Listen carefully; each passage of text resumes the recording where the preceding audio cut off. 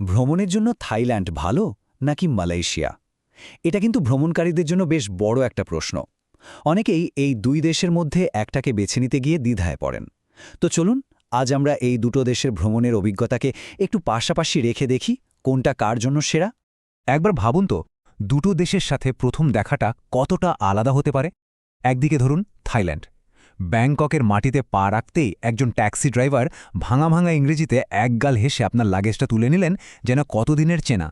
মনটা কিন্তু ওখানেই ভালো হয়ে যায়, তাই না? আর ঠিক তার উল্টো দিকে আছে মালয়েশিয়া। কুয়ালালামপুরের ঝকঝকে মেট্রো স্টেশন, নিখুঁত সাইনবোর্ড, ঘড়ির কাঁটায় মিলিয়ে ট্রেন আসছে। কোনো ঝঞ্ঝাট নেই, কোনো অনিশ্চয়তা নেই, একটা অদ্ভুত শান্তি কাজ করে। আসলে এই দুটো প্রথম অভিজ্ঞতাই কিন্তু পুরো ভ্রমণের একটা সুর বেঁধে দেয়। তো এই দুটো দেশের আসল পার্থক্যটা কোথায়? পার্থক্যটা লুকিয়ে আছে তাদের ভাইব বা পরিবেশে।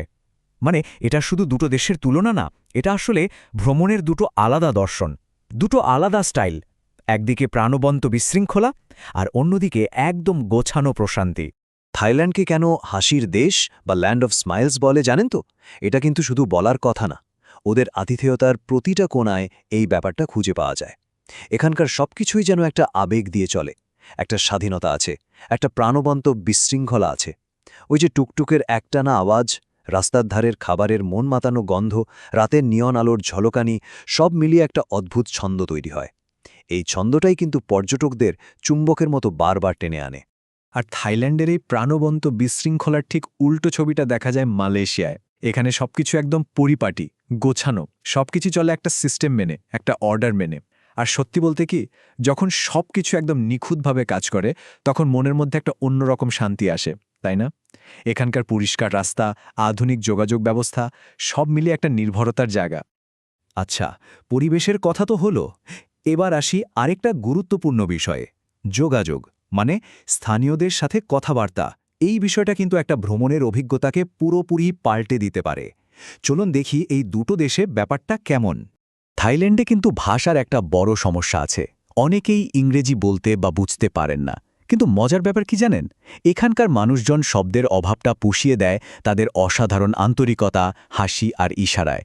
তরুণ একজন ফল বিক্রেতা হয়তো আপনার কথা এক বর্ণ বুঝছেন না, কিন্তু তার ওই অমায়িক হাসি আর হাত নেড়ে বোঝানোর চেষ্টাটাই আপনার সাথে একটা অন্যরকম সংযোগ তৈরি করে দেবে। এখানে শব্দের চেয়ে ভাবটাই বেশি শক্তিশালী। অন্যদিকে মালয়েশিয়াতে এই ভাষার বাধাটা প্রায় নেই বললেই চলে। ট্যাক্সি ড্রাইভার হোক বা শপিং মলের কোনো কর্মী, প্রায় সবাই খুব ভালো ইংরেজি বলেন। এর ফলে কি হয়? সবকিছু খুব সহজ হয়ে যায়। কোনো কিছু কেনা বা কোনো ঠিকানা খুঁজে বের করা, কোনোটাতেই বেগ পেতে হয় না। ব্যাপারটা বেশ গোছানো আর টেনশন ফ্রি। ঘোরাঘুরির পর সবচেয়ে গুরুত্বপূর্ণ জিনিসটা কি? অবশ্যই খাবার।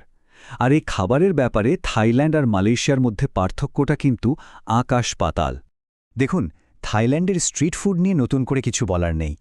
প্যাড থাই বা ম্যাঙ্গো স্টিকি রাইস, এগুলো বিশ্বজুড়ে বিখ্যাত। কিন্তু বিশেষ করে মুসলিম ভ্রমণকারীদের জন্য হালাল খাবার খুঁজে পাওয়াটা মাঝে মাঝে একটা বড় চ্যালেঞ্জ হয়ে দাঁড়ায়। আর ঠিক এই জায়গাতেই মালয়েশিয়া একেবারে বাজিমাত করে ফেলে। মালে, চাইনিজ আর ইন্ডিয়ান, এই তিন সংস্কৃতির খাবারের মেলবন্ধনে মালয়েশিয়া যেন হালাল খাবারের এক স্বর্গরাজ্য। ভাবুন তো একবার, চোখ বন্ধ করে অর্ডার করা যায়, এই কথাটা একজন ভ্রমণকারীর জন্য কতটা স্বস্তির। কোনো চিন্তা না করে হালাল কিনা এই প্রশ্ন না করে যে কোনো রেস্তোরাঁয় বসে পছন্দের খাবারটা অর্ডার করতে পারার যে মানসিক শান্তি, সেটা কিন্তু পুরো ভ্রমণের আনন্দকেই অন্য মাত্রা নিয়ে যায়। এই খাবারের বৈচিত্র্য আর সহজলভ্যতাই মালয়েশিয়াকে একটা দারুণ নির্ভরতার জায়গা করে তুলেছে। খাবার দাবারের পর এবার আসি অ্যাডভেঞ্চার আর বিনোদনের কথায়। এক্ষেত্রেও কিন্তু দুটো দেশের পথ দুটো ভিন্ন দিকে গেছে। একদিকে আছে প্রকৃতির বুনো সৌন্দর্য, আর অন্যদিকে আছে সাজানো গোছানো একদম নিরাপদ অভিজ্ঞতা। থাইল্যান্ড মানেই যেন একটু কাঁচা অ্যাডভেঞ্চার। ফিফি দ্বীপের সেই আদিম বুনো সৌন্দর্য, অথবা পাতায়া সেই বাঁধনহারা নাইট লাইফ, সবকিছুতেই একটা অন্যরকম উত্তেজনা আছে। আবার ধরুন, সারাদিন ঘুরে ক্লান্ত হয়ে রাস্তার ধারে বসে একটা ফুট ম্যাসাজ নেওয়া। এই ছোট ছোট স্বতঃস্ফূর্ত মুহূর্তগুলোই কিন্তু থাইল্যান্ড ভ্রমণকে অসাধারণ করে তোলে। এর ঠিক বিপরীতে মালয়েশিয়া হলো একটা সাজানো গোছানো নিরাপদ স্বর্গ। বিশেষ করে যারা পরিবার নিয়ে ঘুরতে যান, তাদের জন্য এটা দারুণ একটা জায়গা। গেন্টিং হাইল্যান্ডসের মেঘের রাজ্যের থিম পার্ক বা লাঙ্কাউইর শান্ত পরিষ্কৃত সৈকত, এখানে সবকিছুই এমনভাবে তৈরি করা যাতে পর্যটকদের কোনো রকম অসুবিধা না হয়। মানে অ্যাডভেঞ্চার তো আছেই, কিন্তু তার সাথে আছে নিখুঁত নিরাপত্তার গ্যারান্টি। তাহলে এত সব আলোচনার পর শেষ পর্যন্ত কে জিতল, থাইল্যান্ড নাকি মালয়েশিয়া? সত্যি বলতে কি, এই প্রশ্নের কোনো সহজ উত্তর নেই, কারণ এর উত্তরটা কোনো রেটিং বা পয়েন্টের উপর নির্ভর করে না। উত্তরটা আসলে লুকিয়ে আছে খোদ ভ্রমণকারীর মধ্যেই, তার পছন্দ, তার ব্যক্তিত্বের মধ্যে। তো আমরা ভ্রমণের দুটো একদম পরিষ্কার পথ দেখতে পাচ্ছি। একদিকে থাইল্যান্ড, যেখানে গেলে মনে হবে যেন সব নিয়মকানুন ভেঙে এক বুনো স্বাধীনতার স্বাদ পাওয়া যায়, আর অন্যদিকে মালয়েশিয়া, যা আপনাকে দেবে একটা গোছানো, আরামদায়ক আর নিশ্চিন্ত ছুটি। একটা দেশ যেন তার আবেগ দিয়ে ভালোবাসে, আর অন্যটা তার নিখুঁত সিস্টেম দিয়ে সম্মান করে। শেষ পর্যন্ত প্রশ্নটা কিন্তু একটাই, একজন ভ্রমণকারী হিসেবে ঠিক কেমন সঙ্গী দরকার?